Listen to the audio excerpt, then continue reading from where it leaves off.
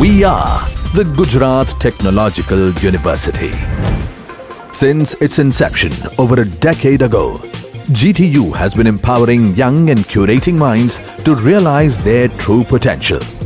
Over 4 lakh inspired students are enrolled with one of the premier academic universities in India. With more than 450 affiliated colleges in its fold operating across 5 zones of the state, GTU, the International Innovative University, your place to move forward.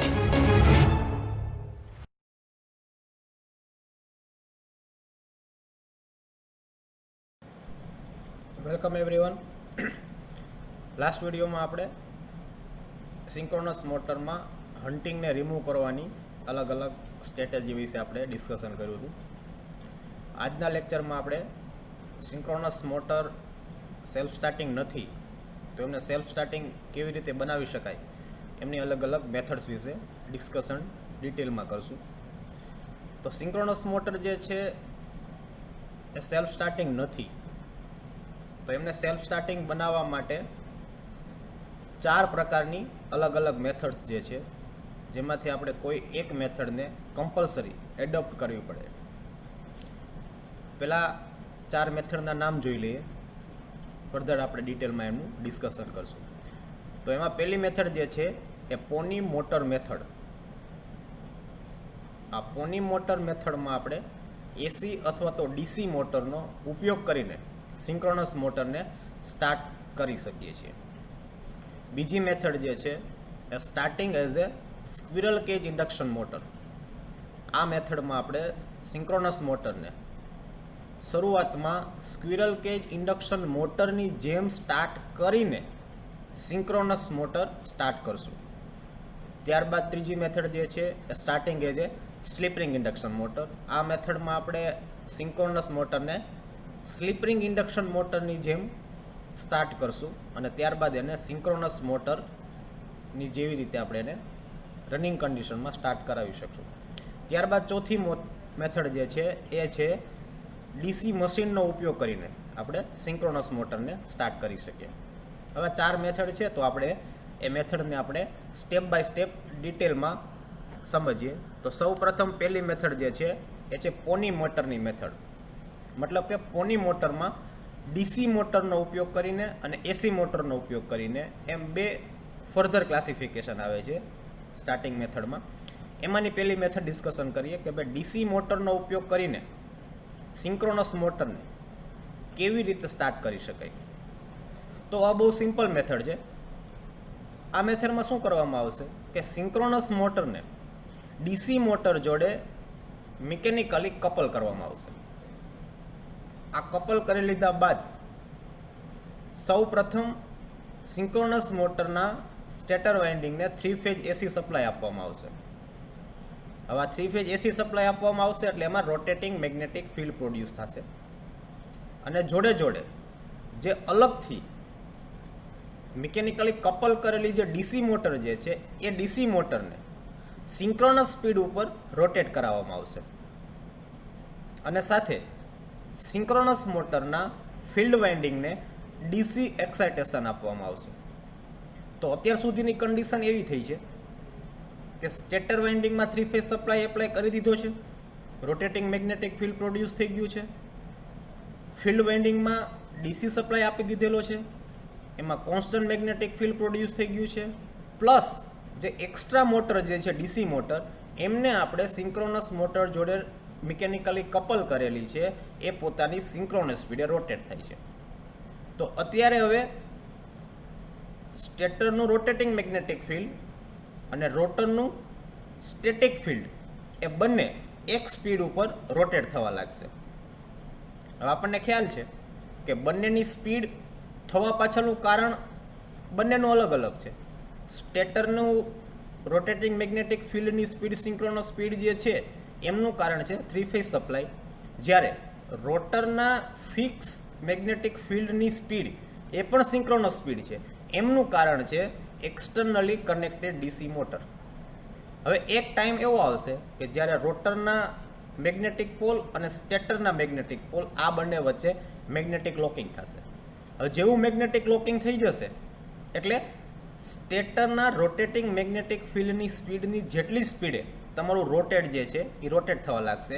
ત્યારબાદ આપણે જે external device જે connect કરેલી છે, જેને અત્યારે આપણે DC મોટરનો ઉપયોગ કર્યો છે, એ ડીસી મોટરને ડિસ્કનેક્ટ કરવામાં આવશે, મતલબ કે રિમૂવ કરવામાં આવશે.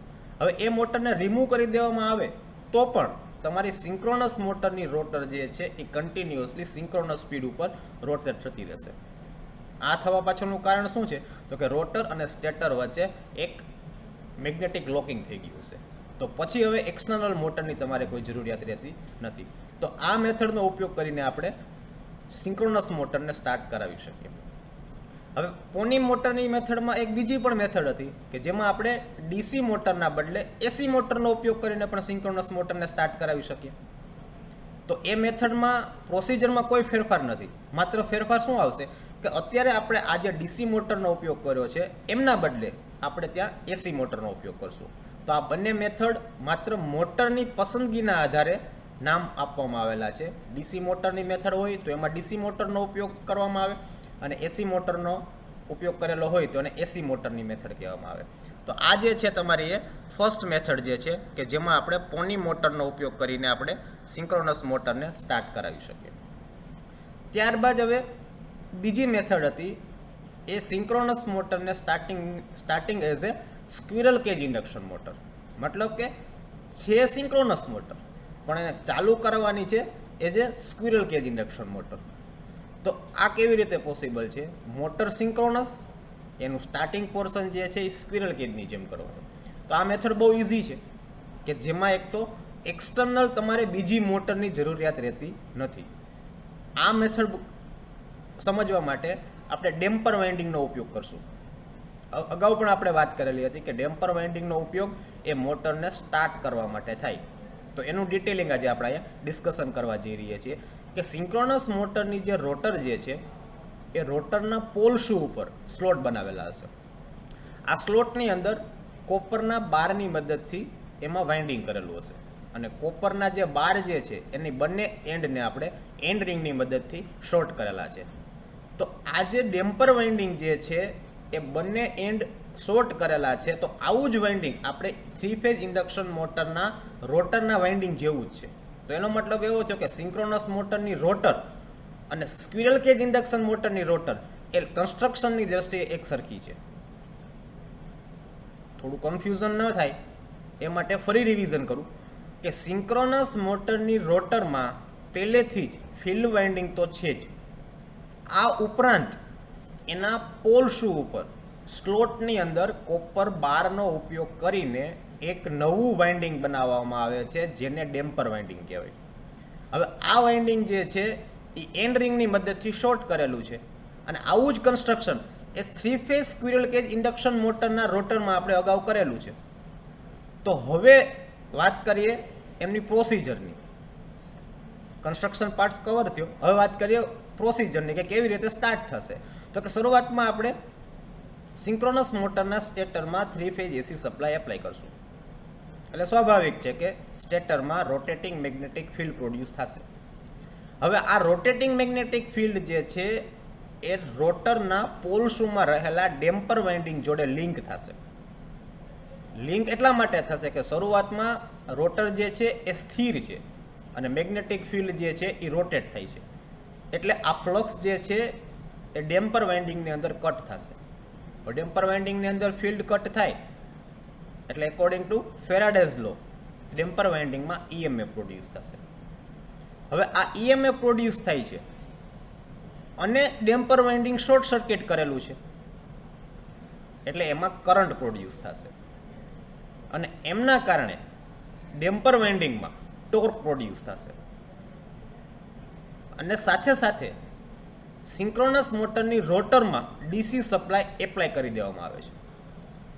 તો અત્યાર સુધીની સિચ્યુએશન એવી થઈ છે કે સ્ટેટરમાં રોટેટિંગ મેગ્નેટિક ફિલ્ડ સિંક્રોનસ સ્પીડે ફરે છે, ડેમ્પર વાઇન્ડિંગમાં કરંટ ઉત્પન્ન થઈ ગયો છે, એમના કારણે એની પાસે ટોર્ક છે.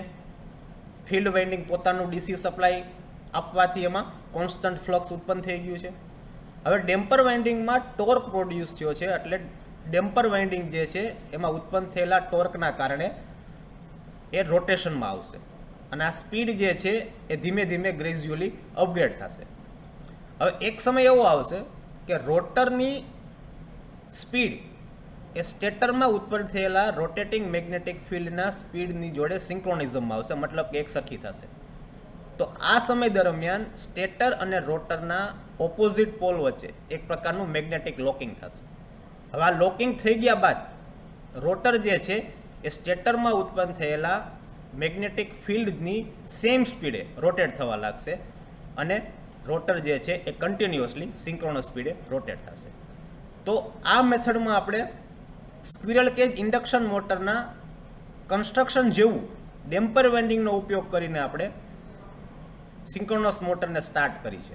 એટલે આ મેથડનું આપણે નામ આપેલું છે કે starting of synchronous motor as a squirrel cage induction motor. Next method જે છે એ સ્લિપ રિંગ ઇન્ડક્શન મોટરની જેમ સિંક્રોનસ મોટરનું સ્ટાર્ટિંગ, મતલબ કે starting of synchronous motor as a slip ring induction motor. હવે લાસ્ટ મેથડમાં એઝ એ સ્ક્વિરલ કેજ હતું, એટલા માટે સિંક્રોનસ મોટરની રોટરમાં સ્ક્વિરલ કેજના રોટર જેવું વાઇન્ડિંગ કરેલું હતું. આ મેથડનું નામ જે છે starting as a slip ring. એટલે આ મેથડની અંદર રોટરમાં રહેલા ડેમ્પર વાઇન્ડિંગનું વાઇન્ડિંગ એ આપણે સ્લિપ રિંગ ઇન્ડક્શન મોટરની રોટર જેવું કરવું પડશે. બંનેમાં ડિફરન્સ કેટલો આવશે કે સ્ક્વિરલ કેજ ઇન્ડક્શન મોટરનું રોટર એ એન્ડ રિંગની મદદથી શોર્ટ કરેલું હોય અને કોપરના બારનો ઉપયોગ કરેલો હોય, જ્યારે સ્લિપ રિંગ ઇન્ડક્શન મોટરમાં કોપરના બારના બદલે કોપર કંડક્ટરનો ઉપયોગ કરેલો હોય અને સ્લિપ રિંગની મદદથી એક્સટર્નલી તમે રેઝિસ્ટર કનેક્શન કરાવી શકો એવી ફેસિલિટી હોય. તો આ જ વસ્તુ આપણે સિંક્રોનસ મોટરના રોટરના પોલ શૂ ઉપર જે સ્લોટ બનાવેલા છે એ સ્લોટમાં કોપર કંડક્ટરનો ઉપયોગ કરી અને વાઇન્ડિંગ બનાવવામાં આવશે. ત્યારબાદ સ્લિપ રિંગની મદદથીના ટર્મિનલને બહાર કાઢવામાં આવશે, જેથી કરીને આપણે બહારથી એક્સટર્નલ રેઝિસ્ટર એડ કરવો હોય તો કરી શકીએ. હવે આ એક્સટર્નલ રેઝિસ્ટર એડ કરવાની ફેસિલિટી જે છે એ આ મોટરને વધારે સ્પેશિયલ બનાવે છે. શા માટે? તો કે રોટરમાં તમે એક્સટર્નલ રેઝિસ્ટરનો ઉપયોગ કરીને મોટરનો સ્ટાર્ટિંગ ટોર્કમાં ઇમ્પ્રુવમેન્ટ કરી શકો છો. તો starting as a slip ring induction motor જે છે એનો ઉપયોગ કરવાથી સિંક્રોનસ મોટરના સ્ટાર્ટિંગ ટોર્કમાં તમે વેરિએશન અથવા તો ઇમ્પ્રુવમેન્ટ લઈ આવી શકો છો, જે તમે સ્ક્વિરલ કેજ પ્રકારની મેથડમાં આ વસ્તુ એપ્લિકેબલ નથી. તો આ એનો એક પ્લસ પોઈન્ટ કહી શકાય, અથવા તો એડવાન્સ વર્ઝન પણ તમે કહી શકો.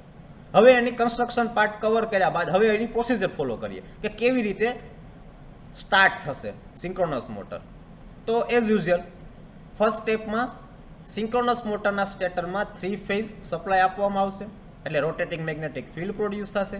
આ રોટેટિંગ મેગ્નેટિક ફિલ્ડ જે છે એ ડેમ્પર વાઇન્ડિંગ કે જે અત્યારે હવે કોપર કંડક્ટરનું બનેલું છે અને સ્લિપ રિંગની મદદથી એક્સટર્નલ રેઝિસ્ટર કનેક્ટ કરેલા છે એમની જોડે લિંક થશે. એટલે એ સ્લિપ રિંગ વાઇન્ડિંગમાં EMF પ્રોડ્યુસ થશે. હવે એક્સટર્નલી શોર્ટ સર્કિટ કરેલું હશે એટલા માટે એમાં કરંટ પ્રોડ્યુસ થશે અને એમના કારણે ડેમ્પર વાઇન્ડિંગમાં ટોર્ક પ્રોડ્યુસ થશે.